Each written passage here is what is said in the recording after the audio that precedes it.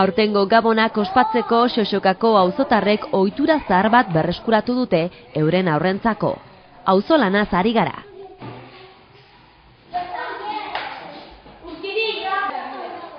Goiburuko 4 eta 11 urte bitarteko 30 haurrek proposamen honetan parte hartu izan zuten, joan zen abenduaren 28 eta 29 zehar.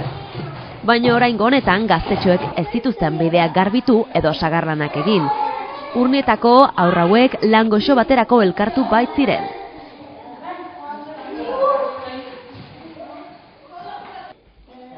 Xoxokako eskola zahar berrituan, guraso eta auzotarrei prestatu eta eskaini zieten merendola goxo bat txikiek. Beraiek egindako lana guztion probetxurako izatea izan zen beraz, xedea hemen.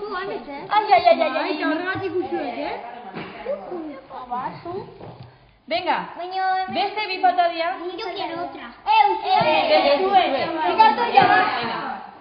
Venga, Gazteek honela txokolatea eta beraiek egindako galletak prestatu zituzten. Beraiek egindako apaingarriak ere aretoan jarri zituzten ospakizunerako. ¡Soy adulta! ¡Huele fatalísimo!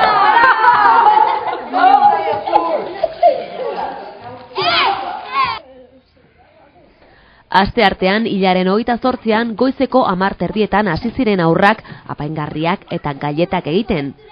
Hurrengo egunean berriz arratsaldeko 4etan bildu ziren guztiak merendola prestatzeko. Azkenik arratsaldeko 5:30 nagusei harrera egin zitzaien.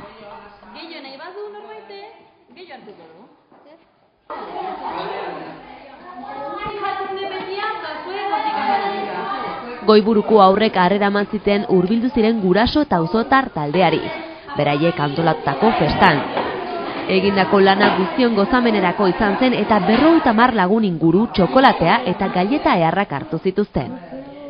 Arrakasta handiarekin haurrek euren opari eskaini zieten euren nagusiei.